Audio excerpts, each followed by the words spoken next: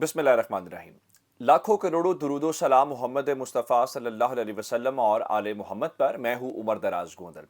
पाकिस्तान की तारीख के अंदर एक अजीबो गरीब सा वाक़या हुआ है, और अजीबो गरीब वाक़या ये है कि इस्टेब्लिशमेंट जो पाकिस्तान का एक बड़ा किरदार है जिसे इग्नोर नहीं किया जा सकता, लेकिन हालिया तकरीरों और बयानात से ये मालूम होता है कि उनका सियासत से कोई ताल्लुक नहीं है। और वो कहते हैं जी हम किसी सियासी मामले के अंदर इस वक्त इन्वॉल्व नहीं हैं, ना हम सियासत में आना चाहते हैं, सियासत से दूर रहना चाहते हैं। लेकिन अब मसला ये है कि जब आप इस्टेब्लिशमेंट की बात करते हैं, ज़ाहिर बात है, हमें पता है इदारे की बात हो रही है तो इदारे के बाकायदा अपने तर्जुमान हैं। लेकिन पाकिस्तान के अंदर इस वक्त दौड़ लगी हुई है, बहुत सारे लोग जो हैं वो उनके तर्जुमान बनने की कोशिश कर रहे हैं। अब पता नहीं इसके ऊपर इदारे का खुद से क्या रद्द-ए-अमल है। ये इदारा उनके खिलाफ एक्शन लेगा, अगर वो सच बात कर रहे हैं तो भी ये असल तर्जुमान की जानिब से बयान क्यों नहीं आया। दूसरे नंबर के ऊपर अगर वो गलत बात कर रहे हैं तो उनके खिलाफ अब तक इदारे ने क्या शिकायत की है। मैं आपको बताना चाहता हूं कि इमरान खान को लेके 3 से 4 बातों का इस्टेब्लिशमेंट ने तारीख में पहली बार टीवी पे पैगाम चलवाया है, जिसमें पैगाम चलाने वाले ने, बोलने वाले ने कहा है कि ये इस्टेब्लिशमेंट का पैगाम है बनाम इमरान खान, और उसमें ये बातें की गई हैं। मिसाल के तौर के ऊपर ये कहा गया है कि इलेक्शन का फैसला इस हुकूमत ने करना है। दूसरे नंबर के ऊपर कहा गया है कि आप कोई जत्था लेके आएंगे तो आपका अगर ये ख्याल है कि हम उस जत्थे की सपोर्ट करेंगे तो ये मुमकिन नहीं है। तीसरे नंबर के ऊपर कहा गया है कि आप वापस असेंबली के अंदर जाएं और जो असेंबली में फैसले हों और गवर्नमेंट करे। अब मामला यह है कि खान साहब और किसी तरीके से काबू में नहीं आ रहे, किसी के भी काबू में नहीं आ रहे, और बैकडोर राब्ते मुलाकातें तो हम सबको पता है। आज चूंकि सुप्रीम कोर्ट के अंदर एक अहम मसला है और सुप्रीम कोर्ट में भी इमरान खान के खिलाफ तौहीन अदालत की आज कार्रवाई है, और समाअत जरूर है, लेकिन इमरान खान को नोटिस सर्व हुआ या नहीं हुआ, या इमरान खान आज पेश होंगे या नहीं होंगे, ये इंपॉर्टेंट है। लेकिन ये जो इस्टेब्लिशमेंट ने पैगाम जारी करवाया है, ये पैगाम क्यों जारी करवाया गया है? क्योंकि मेल मुलाकातें तो हो रही थी, और ये जो पैगाम चला है वो समा टीवी के ऊपर चला है, और समा टीवी ने इस हवाले से क्या कहा है, नदीम मलिक जो उनके एंकर हैं, उन्होंने इस्टेब्लिशमेंट का पैगाम पढ़ के सुनाया है, और इसके अंदर जनरल बाजवा की वो तकरीर भी सुनाई गई है जो उन्होंने पाकिस्तान मिलिट्री एकेडमी काकूल के अंदर रहते हुए कहा सियासत से मुतालिक। जरा इस्टेब्लिशमेंट का पैगाम क्या था, क्या पढ़ के सुनाया गया, मैं आपको नदीम मलिक की ज़बानी सुनाना चाहता हूँ। कंफर्म पर एक जो जर्नलिस्ट तहकीकात करके दे सकता है, ये मैं वो आपको खबर दे रहा हूँ। इस इस्टेब्लिशमेंट किसी जत्थे की हमायत नहीं करेगी। ये नंबर 1, ये वो मैसेज है जो loud and clear Pakistan Tehreek Insaf के लिए है कि अगर वो जत्था लेकर आएंगे और पार्लियामेंट के ऊपर चढ़ना चाहेंगे या पीटीवी स्टेशन के ऊपर चढ़ना चाहेंगे, क्योंकि ये 2 मिसालें 2014 में हो चुकी हैं और उस वक्त की इस्टेब्लिशमेंट इस प्रोसेस को सपोर्ट कर रही थी अनफॉर्चुनेटली, और उस वक्त की पाकिस्तान मुस्लिम लीग नवाज की हुकूमत की ये चीज़ें नॉलेज में आ गई थी।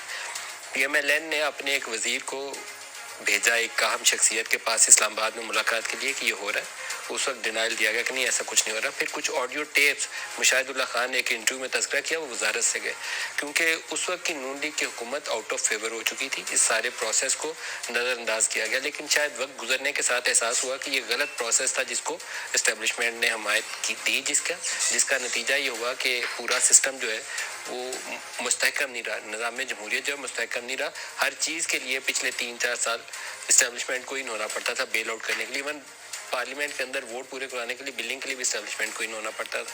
तो पॉइंट 1 इज़ कि इस्टेब्लिशमेंट किसी जत्थे की हमायत नहीं करेगी, किसी सरकारी बिल्डिंग पर कब्जा नहीं करने देगी। और इसकी सपोर्ट के लिए मैं आपको जनरल बाजवा का एक स्टेटमेंट सुनवाना चाहूँगा जो ऑन रिकॉर्ड है, किसी से ढका छुपा नहीं है। ये पॉलिसी है जीएचक्यू की, जिसको आर्मी चीफ जो है बयान कर रहे हैं अपने लफ्जों में, बताइएगा जी। Message is clear. The armed forces, with the support of our citizens, will never allow any country, group, or force to politically or economically destabilize Pakistan. ये लाउड एंड क्लियर मैसेज है कि किसी को सियासी तौर पर या इक्तिसादी तौर पर किसी ग्रुप को या जत्थे को पाकिस्तान की दाखिली सूरत हाल को गैर मुस्तहकम नहीं करने दिया जाएगा।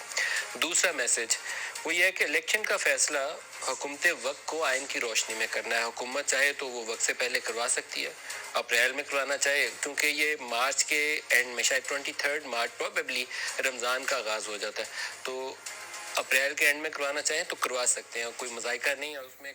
इलेक्शन का डिसीजन हुकूमत करेगी, जत्थे की नहीं। और फिर मैंने तीसरा बताया कि आप पार्लियामेंट के अंदर वापस जाएं। अब पहला सवाल ये है जिसमें नदीम मलिक ये कह रहे हैं कि ये जीएचक्यू की पॉलिसी है। अगर ये जीएचक्यू की पॉलिसी है تو یہ پاکستان تحریک انصاف اور آپ کے درمیان اگر کمیونیکیشن کو ہوئی بھی ہے تو سما نیوز، اور پھر سما نیوز کے متعلق آپ کو یہ بھی پتہ ہونا چاہیے کہ یہ علیم خان کا چینل ہے، اور علیم خان عمران خان کے بارے میں کس حد تک چلے گئے ہیں آپ کو بہت اچھے سے علم ہے۔ ندیم ملک کے ذریعے یہ بیان کیوں آیا ہے؟ ندیم ملک کیا کسی کے ترجمان ہیں؟ اگر ترجمان ہیں تو یہ ہمیں پتہ کیوں نہیں ہے؟ یہ تو انصار عباسی کے حق کے اوپر ڈاکہ ڈالنے والی بات ہے۔ دوسرا، اگر ندیم ملک کسی کے کہنے کے اوپر بیان دے رہے ہیں تو کسی کے کہنے کے اوپر کیوں دے رہے ہیں؟ ادارے کے جب اپنا ترجمان موجود ہے تو اس کو پریس ریلیز یا کسی بیان کی صورت میں کیا جا سکتا ہے، اور اگر یہ ملک صاحب نے خود سے کہا ہے تو یہ میرے خیال سے ادارے کو پولیٹکس میں ڈریگ کرنے والی بات ہے، اور نیشنل ٹی وی کے اوپر بیٹھ کے اگر اسٹیبلشمنٹ کے متعلق کوئی بات کرے گا تو ظاہری بات ہے اس کے کچھ اثرات ہوں گے، لیکن یہ کہنا کہ جی ایچ کیو یا اسٹیبلشمنٹ کا ہے تو یہ اس حوالے سے بڑی ایک اور اہم معاملہ ہے، تو اس پہ دیکھنا پڑے گا کیا۔ اب خان صاحب کے لیے ظاہری بات ہے خان صاحب تو کہہ رہے ہیں مجھے فرق نہیں پڑتا آرمی چیف کون آتا ہے، مجھے نہ اسٹیبلشمنٹ سے کوئی اس قسم کا، میں تو صرف یہ کہہ رہا ہوں کہ ان کے ساتھ نہ کھڑے ہوں، ان کے ساتھ کھڑے ہونے سے ملک کا نقصان ہو رہا ہے۔ خان صاحب سلو نہیں ہوں گے، خان صاحب لانگ مارچ کہہ رہے ہیں میں اکتوبر میں ہی اعلان کروں گا۔ اس کے بعد ایک اور پرابلم یہ ہے کہ ٹائم کم ہے، نومبر اور دسمبر سردی کا سیزن شروع ہو جائے گا، اور سردی میں اگر آپ نے دھرنا دینا ہوا تو دھرنا مشکل ہو جائے گا، یہ آپ کو بات ماننی پڑے گی۔ خان صاحب نے آج جب آپ ویڈیو دیکھ رہے ہوں گے تو خان صاحب کا تیاریاں جو ہے وہ مکمل ہو چکی ہوں گی۔ خان صاحب نے آج سرگودا یونیورسٹی کے اندر ایک بار پھر تقریب سے خطاب کرنا ہے، ویسا ہی جیسا انہوں نے گورنمنٹ کالج کے اندر خطاب کیا تھا، اور اس کے اوپر پھر اچھا خاصا شور مچ گیا تھا، اور شور مچنے کے بعد کہا گیا کہ اداروں کو تعلیمی مقصد کے لیے ہی استعمال ہونا چاہیے، کسی سیاسی شخصیت یا سیاسی عمل کے لیے استعمال نہیں ہونا چاہیے۔ لیکن یہ آئی ٹی کی جو منسٹری ہے جس کو ڈاکٹر ارسلان خالد رن کرتے ہیں، ان کی جانب سے ایونٹ ہے، اور اس میں عمران خان کو وہاں پہ انوائٹ کیا گیا ہے سرگودا کے اندر، تو یہ بھی ایک اہم تھا۔ لیکن اب میں آپ کو ایک اور بات بتاؤں، آرمی چیف کی دوڑ لگی ہوئی ہے، اور الزام یہ لگایا جاتا ہے کہ عمران خان جنرل فیض حمید کو آرمی چیف لگانا چاہتے تھے، اور اسی ڈر سے نون لیگ اور پیپلز پارٹی نے ان کی حکومت گرائی۔ اب اس راز سے بھی پردہ اٹھ گیا ہے کہ کون سی وہ شخصیت ہے جو basically army chief Imran Khan لگانا چاہتے تھے۔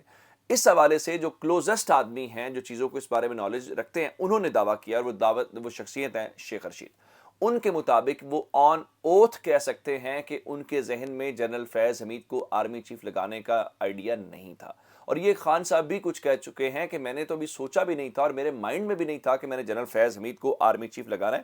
جنرل فیض حمید اس میں کوئی شک نہیں، کمپیٹنٹ آفیسر ہیں، جس طرح سے انہوں نے کام کیا ہے وہ اپنی جگہ پہ، لیکن اب خبر اس وقت یہ آئی ہے کہ عمران خان کا جو فیورٹ آرمی چیف ہے، یا جو نام ان کے ذہن میں تھا، وہ جنرل فیض حمید نہیں تھے، بلکہ وہ ایک اور جنرل تھے۔ وہ جنرل جن کو لے کے اور ان کی شہادت کو لے کے پاکستان تحریک انصاف کو ملائن کیا گیا، سوشل میڈیا کے اوپر کہا گیا جی وہ شہداء کی تضحیک ہو رہی ہے، بہت سارے لوگوں کے متعلق بہت ساری چیزیں ہم نے سنی۔ یہ بات شیخ رشید نے کی ہے۔ شیخ رشید کے مطابق جس شخصیت کو وہ آرمی چیف لگانا چاہتے تھے وہ جنرل فیض حمید۔ پھر پوچھا گیا کہ بھائی پھر کون تھے، تو ان کے مطابق وہ شخصیت اس دنیا میں نہیں ہے۔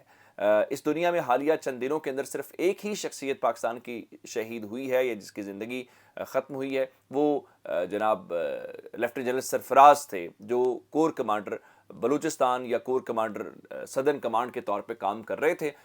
اس کا مطلب یہ ہے کہ عمران خان لیفٹیننٹ جنرل سرفراز کو آرمی چیف لگانا چاہتے تھے، ایک تھورو پروفیشنل، بڑے ملنسار قسم کے آدمی، اللہ ان کے غریق رحمت کرے، ان کے درجات بلند کرے، لیکن ان کی بہت تعریف سنی ہے، تو یہ ایک بالکل الگ بات ہے۔ اس کا مطلب یہ ہے کہ جو حکومت گرانے والے ہیں ان کا مقصد آرمی چیف والا بھی نہیں تھا، ان کی یہ اسیسمنٹ بھی غلط ہے، بلکہ ان کا مسئلہ وہی تھا جو اپنے کیسز ختم کروانا، یا شاید کسی اور طاقت نے کہا تھا کہ عمران خان کو ہٹا دو، تو وہ ہٹانا بہت ضروری تھا، تو اس کے لیے سارے کا سارا انتظام کیا گیا۔ اس کا مطلب ہے یہاں پہ بھی یہ غلط ثابت ہوا اور ان کے پاس کوئی ایویڈنس نہیں ہے۔ اپنا بہت سارا خیال رکھیے گا، خدا حافظ۔